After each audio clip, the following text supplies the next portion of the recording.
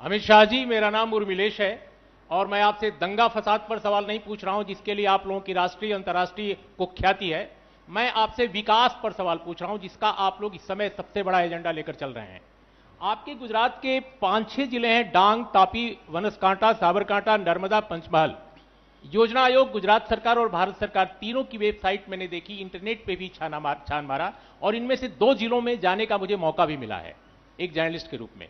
मानव और सामाजिक विकास सूचकांक में ये जो जिले हैं, इनमें कई इलाके ऐसे हैं जो इसके हिसाब से भारत के 60 सबसे पिछड़े जिलों में आते हैं। क्या आपको नहीं लगता कि क्षेत्रीय विषमता से ग्रस्त ये गुजरात का मॉडल भारत जैसे असमान विकास क्षेत्रीय विषमताग्रस्त देश का मॉडल नहीं हो सकता विकास का? अगर आप उन जिलों में गए हैं तो मैं आपको पूछना चाहता हूं, वो गांव में आपको बिजली मिली या नहीं मिली? वो गांव में आपको साला मिली या नहीं मिली? एक मिनट, अब मुझे सुन लीजिए आप। वो गांव में 60 किलोमीटर की इर्द गिर्द में ट्रॉमा सेंटर मिला या नहीं मिला? वो गांव में 11 मिनट में पहुंचने वाला 108 की सुविधा मिली या नहीं मिली? वो गांव में जो मानव सूचकांक है उसको भी ऊपर लाने का प्रयास किया जाए। 60 साल की कांग्रेस लेगेसी ने हमें जो दिया है उससे हम ऊपर उठाने का अब आप इथोपिया से पीछे हैं, सूडान से पीछे हैं। आप मुझे सुन तो लीजिए भैया, मैंने तो आपको नहीं टोका। आप मुझे सुन तो लीजिए, बोलने का मौका मुझे देंगे या आप ही बोल जाएंगे? जो हमें 60 साल की लेगेसी के कारण मिला है उसको हम ऊपर उठाने का प्रयास कर रहे हैं। ऊपर उठाने के लिए काफी योजनाएं मिली हैं और आप जिन जिलों का यहां पर जिक्र कर रहे हैं वो जिले ट्राइबल जिले हैं और गुजरात देश में एकमात्र राज्य है जिसको ट्राइबलों के संविधान के अधिकार के हिसाब से बजट की आपूर्ति होती है। मतलब पॉपुलेशन ट्राइबल्स का जितना है इतना उनको आपूर्ति किया जाता है। सर एक छोटा देखिए, डांग में मैं कुछ साल पहले गया था जब एंटी क्रिश्चियन राइट हुआ था वहां, जिसमें आपकी पार्टी के कई बड़े नेता इन्वॉल्व बताए गए थे, आरोप था जिस पर मामला चल रहा है।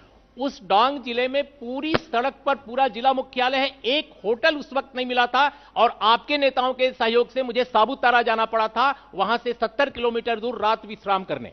उत्तर प्रदेश में ऐसा जिला कोई नहीं मिलेगा। अरे भैया, होटल तो वहां नहीं होते, परमिशन ही नहीं। पूरे यूपी में कोई ऐसा जिला नहीं। अरे परमिशन ही नहीं, डांग पहाड़ पर होटल का परमिशन ही नहीं है वहां पर। वहां होटल बनाने के लिए कुछ जगह तय की हुई है डेवलपमेंट अथॉरिटी ने, वही होटल बन सकता है। और दूसरा, अगर डांग चढ़े तो इतनी ऊंचाई पर सड़कें मिली या नहीं मिली? और जहां तक आप कहते हैं कि माइनॉरिटी को मारा गया, किसको क्या लगा है वहां पर? उसी चीज की मैं बात कर रहा हूं। क्रिश्चियनों को आप कहते हैं प्रताड़ित किया, किसको खून भी निकला था क्या? सारे चर्च क्या आप चर्चा, सारे चर्चा कर रहे नहीं? आप गए तो पूछा क्यों नहीं भाई कौन विक्टिम है? इतनी हवा में बातें चलाई जाए, एक व्यक्ति के सर पर से खून नहीं निकला वहां पर और पूरे देश में आप लोगों ने प्रचार कर दिया।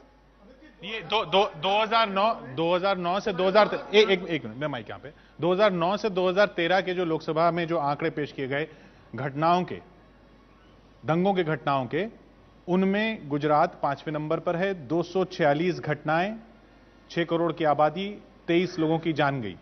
ये 2009 से 2013 के बीच। ये दंगों के आंकड़े आप नहीं पढ़ रहे हैं, कम्युनल इंसिडेंट की बात कर रहे हैं। अब मुझे सुन लीजिए ना, किसी मुसलमान के हाथ से अगर कोई पैसा छीनने के लिए छीन लेता है और वहां मुसलमान की मौत होती तो उसको भी कम्युनल इंसिडेंट गिनते हैं, क्योंकि छीनने वाला हिंदू है और जिनका छीना गया वो मुसलमान है। दंगों की बात नहीं है, ये परिभाषा बदलने की जरूरत है।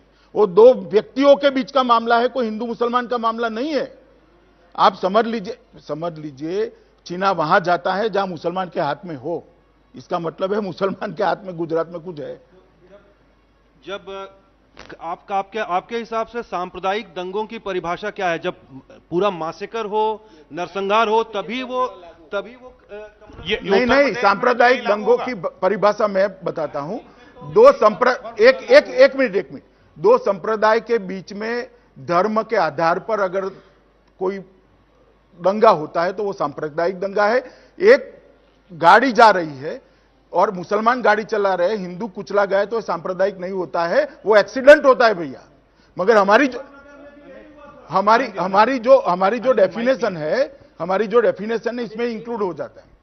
अमित जी, आपने कहा 57 सीटें जब मिली थी उसके बाद से बहुत गंगा जमुना में पानी बहा।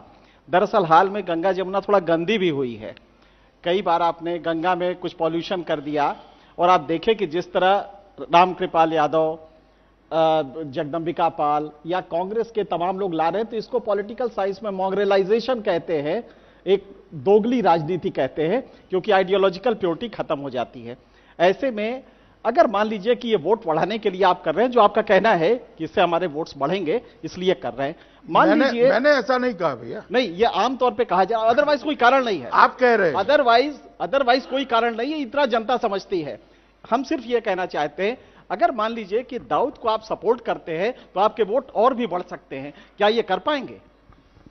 जगदम्बिका पाल और दाऊद की आप कंपैरिजन कर रहे हैं? नहीं, आप यही कर रहे हैं भैया। मैं सिर्फ वोट बढ़ाने की बात कर रहा हूं। अरे पूरा देश हंसेगा भाई आप अगर आप वोट बढ़ाने के। देखिए, आइडियोलॉजिकल प्योरिटी छोड़ सकते हैं तो आप ये भी कर सकते हैं। तमाम अपराधियों को आप ला रहे हैं तो उसमें क्या दिक्कत है? आप वो भी कर सकते हैं। जगदम्बिका पाल पर कोई अपराध नहीं है, रामकृपाल यादव पर कोई अपराध नहीं है, और आइडियोलॉजी भारतीय जनता पार्टी ने नहीं बदली है। कोई अपनी आइडियोलॉजी में बदल कर भारतीय जनता पार्टी की आइडियोलॉजी स्वीकार करना चाहता है तो वो उसका स्वागत है। अमित जी, विनोद जी माइक किधर है? वो ठीक है, मगर भारतीय जनता पार्टी की आइडियोलॉजी भारतीय जनता पार्टी ने नहीं बदली। अमित जी ट्विटर पर भी लगातार सवाल आ रहे हैं। रंजीत झा जी लिखते हैं कि मिस्टर अमित शाह, ये बताइए कि करप्शन का जो आप नारा लेकर चल रहे हैं, वो येदियुरप्पा और रामविलास पासवान जैसे लोगों के साथ को साथ लेकर उसको लोगों तक कैसे बताएंगे कि ये हमने क्यों किया? जहां तक येदियुरप्पा जी का सवाल है, उन पर 2 मामले बने थे, दोनों मामले हाईकोर्ट ने क्वॉश किए, जमानत नहीं क्वॉश किए, कि मामले कायदे की अदालत में टिक नहीं सकते इसलिए क्वॉश किए। रामविलास पासवान का हमारी पार्टी में नहीं आए, हमारा गठबंधन। सीबीआई वाला मामला अभी भी है? सीबीआई वाला मामला अभी भी है येदियुरप्पा जी? किसका क्वॉश कर दिया भाई? कहां जी रहे हैं आप? येदियुरप्पा जी का सीबीआई वाला केस क्वॉश नहीं हुआ है। कौन सा केस? उन जमीन अलॉट करने का। हाँ, वो ट्रस्ट के जरिए। वो ठीक है, मगर उस पर आरोप पत्र भी नहीं हुआ अभी। आरोप पत्र हो जाएगा, लेकिन वो केस तो क्वॉश नहीं हो जाएगा तो होने दो ना अभी। और श्री रामुलू के लिए तो सुषमा जी विरोध कर रही थी।